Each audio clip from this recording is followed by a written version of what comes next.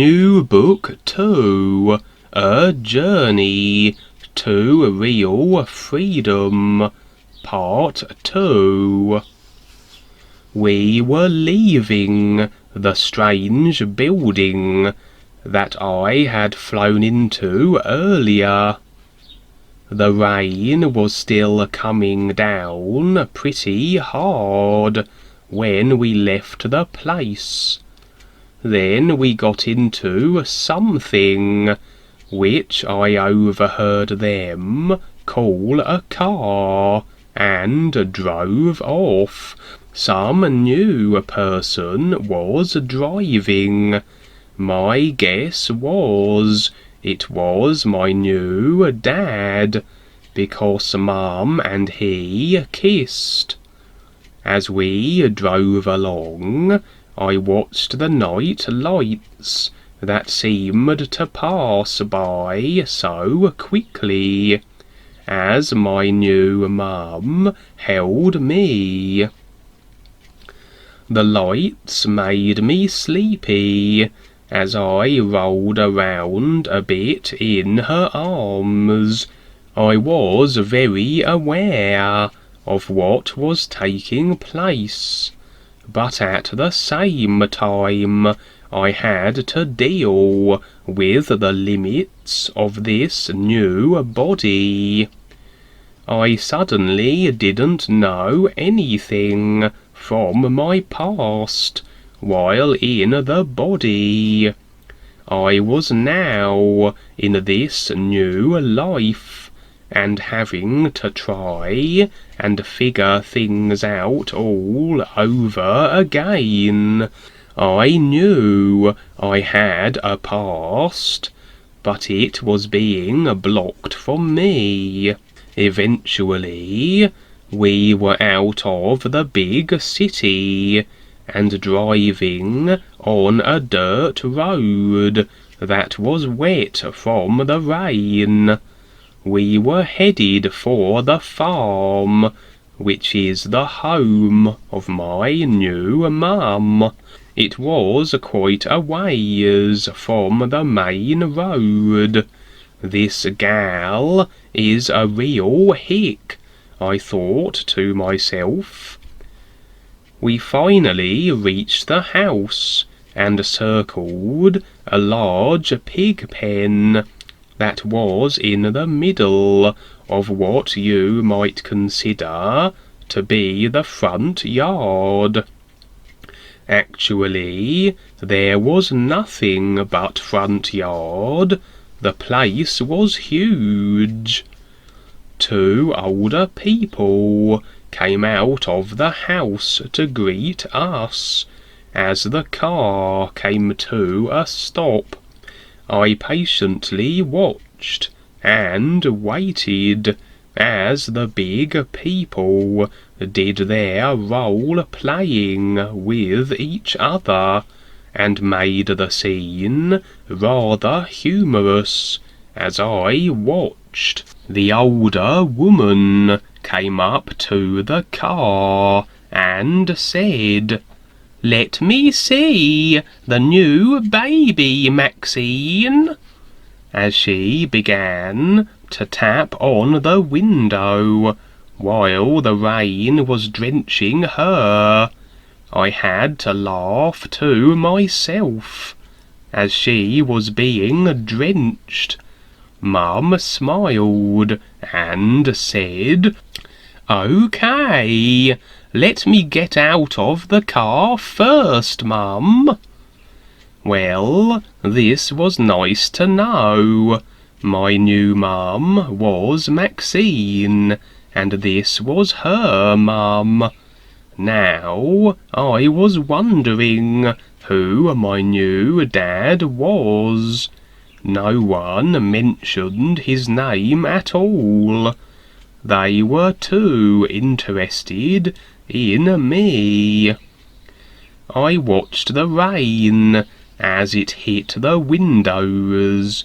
The stuff was real fascinating to me and kept my attention the whole time.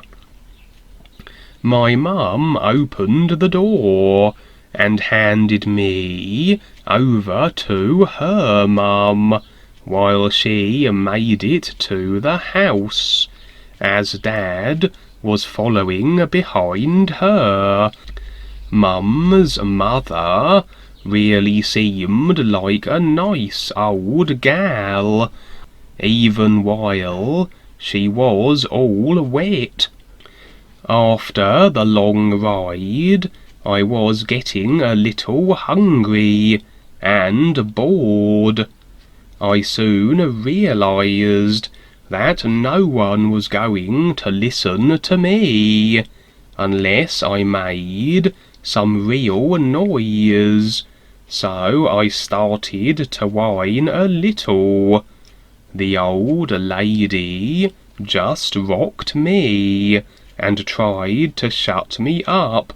I could tell that she wasn't getting the message yet.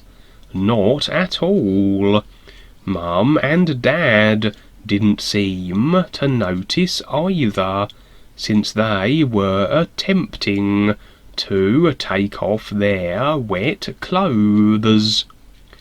I knew I had to do something more straightforward. Okay, I thought, here it goes. Then I let them have it with both barrels, and screamed at the top of my lungs. At first real funny, as everyone started running around and wondering what they should do first with the little baby. "It sounds like he must be hungry," said my new dad, as he was trying to shake off some of the water from his clothes. Wow, I thought, this man can read my mind. I soon began to realize that I had a pretty cool dad. I was really hungry, and they did the right thing to feed me. It is the best thing, being held and fed at the same time.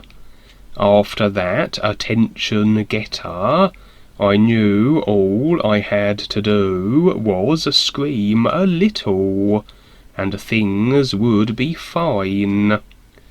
After my little meal with Mum, I was so content and mellowed out.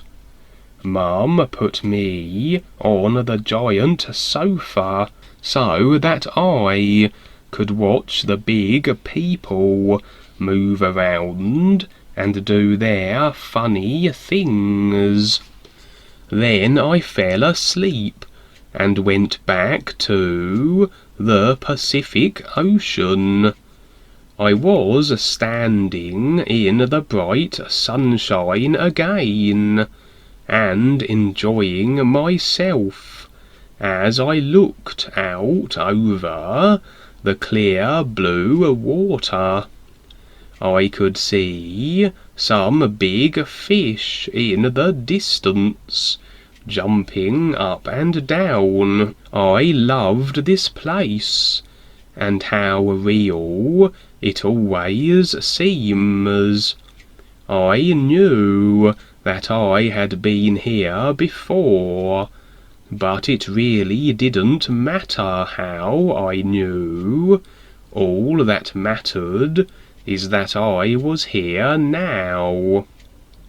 I stood for the longest time, just looking at the great ocean, and all the reflection of the sun pouring down upon it. This is really living, I thought to myself. After a while, I returned to the farm with the elders. All in all, Everything seemed pretty cool with these people. Time and events moved at their own pace here, and I was fine with all of it.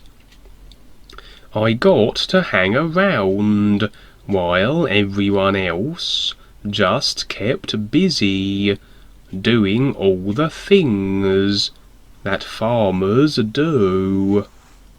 Mum and Dad really wanted a place of their own, but they were so young and had no money, and so they lived on the farm with my mum's parents. This first evening at the farmhouse is something I will never forget, but I soon did, as I grew up and older. Scene 2. Every day was like the day before for me. Just take it easy and let the big people do what they do best. From what I was seeing, they seemed to know what they were doing. I was the March baby, and it was now July, a hot summer in the north. Not only was it hot during the long days, but the bugs would bite you for most of the evening when you were trying to cool off. This place wasn't all that comfortable. I was so little that it was hard for me to scratch myself. There were always these bothersome flying things that would buzz around you all night. These creatures were everywhere and on duty all of the time. It was hard for me to imagine they were all over the entire state. I thought they were just following me around wherever I went, clearly searching for fresh new meat.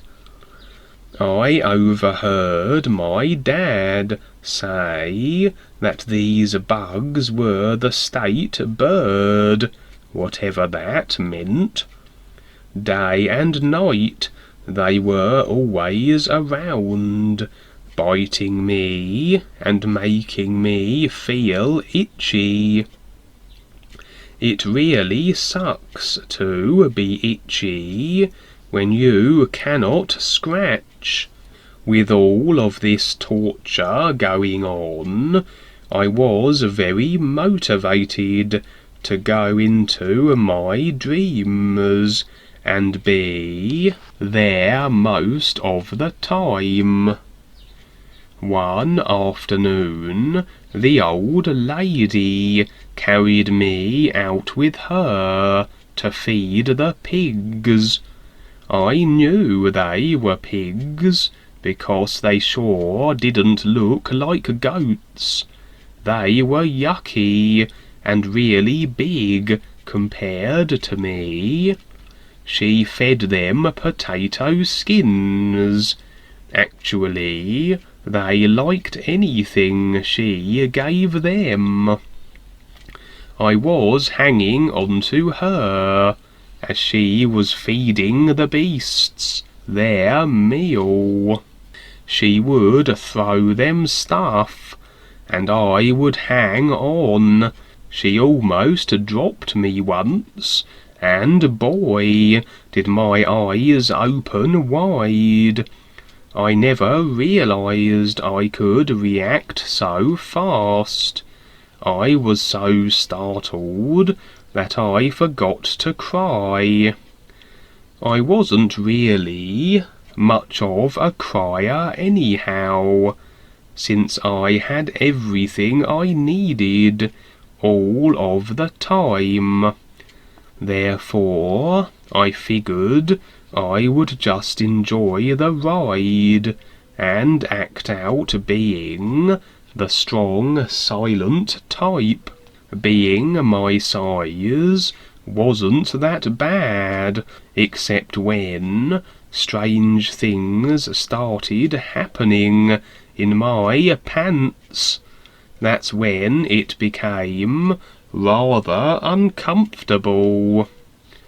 The maintenance service on the farm was very good, and I was kept neat and tidy all of the time. There was one thing I noticed that really stood out. The old lady took care of me most of the time. Mum was usually in town and working as a waitress. My new dad, whose name I still did not know, would go into town also, working as a printer. As for me, I never left the farm. Mum and Dad would come home at the end of each day, and then they would be real friendly to each other, just like the birds and the bees. They would also play with their new little baby, me. It was a great time to be a baby.